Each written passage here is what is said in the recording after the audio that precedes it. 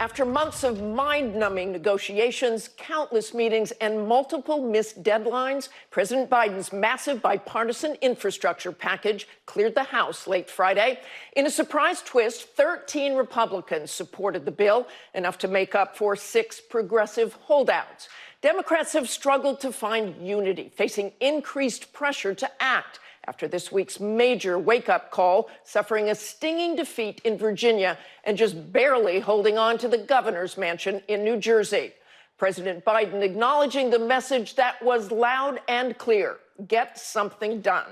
But the results of those races were a bright red warning signal that could spell trouble for Democrats in the midterm elections.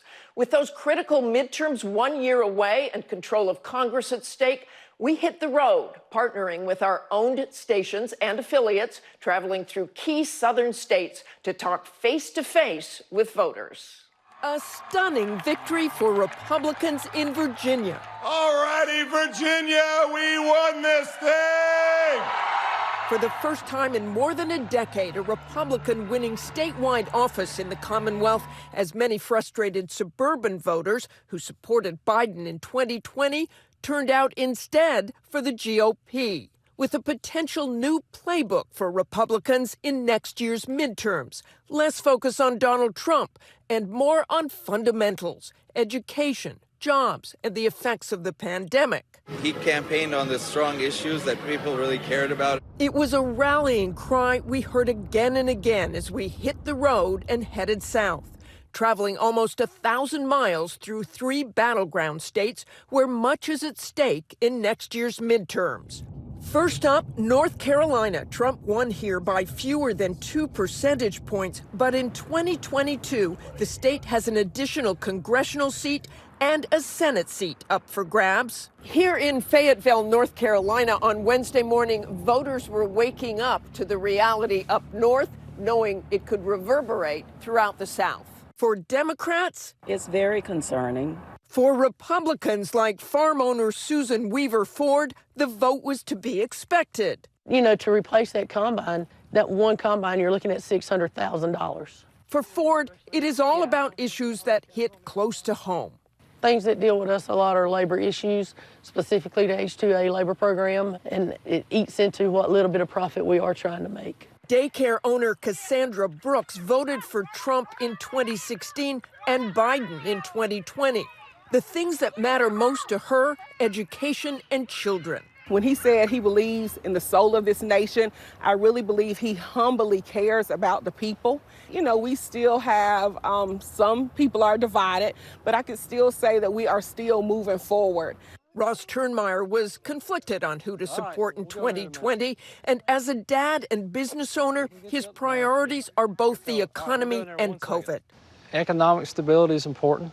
You think about supporting a family, 3 kids, and how COVID impacts our day-to-day. And he is frustrated by the division in the country. If I asked you to describe America under Donald Trump, how would you describe it?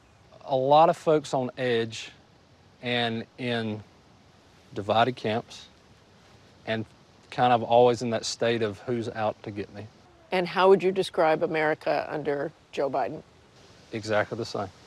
From North Carolina on to Georgia, one of the most critical battleground states, tipping slightly blue with record voter turnout in the 2020 election and the subsequent Senate runoffs that shifted the balance of power in Congress. What issues are important to you? The economy, how people handle the pandemic, what's important? Everything's important. I personally think that America has to get back more to the middle.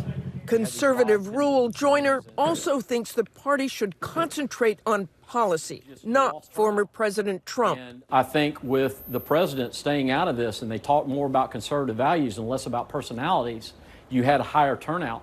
But Trump's baseless election fraud claims paved the way for new voting restrictions in Georgia that some worry will have an effect on midterms and turnout. What we're witnessing right now is a fundamental, well-funded attack on American democracy and on Americans' ability to participate in our elections. From Georgia, we continued south to Florida. The historically purple state, growing increasingly red, will also gain a congressional seat next year. Here in Duval County on Florida's East Coast, Joe Biden won in 2020, the first Democratic presidential candidate to win here in more than 40 years. But now it's the Republicans who are gloating. Describe to me your feelings when you heard about especially Virginia. We were overjoyed because we know what that means. And what does that mean?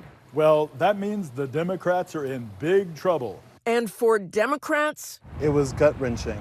Daniel Henry is the chair of the Democratic Party in Duval County and blames Washington for that Republican victory in Virginia. People are really looking for progress, for the Build Back Better agenda to actually be passed and fulfilled. And I think the midterm election obviously has shown Democrats that you can't just run on Trump, you have to vote and run on ideas and a platform that people really resonate with.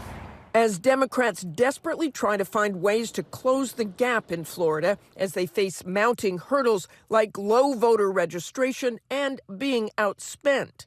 They realize that they have a difficult task because this is a very complex state. Generational shifts are taking place, and they're losing a bit of grip on the Latino vote, which is one of the fastest growing portions of our electorate.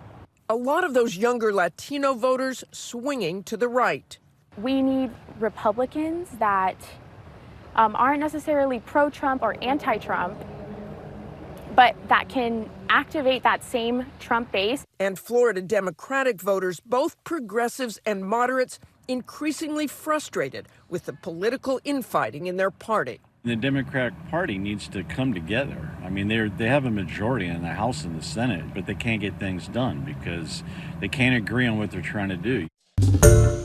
Hi, everyone. George Stephanopoulos here. Thanks for checking out the ABC News YouTube channel. If you'd like to get more videos, show highlights, and watch live event coverage, click on the right over here to subscribe to our channel. And don't forget to download the ABC News app for breaking news alerts. Thanks for watching.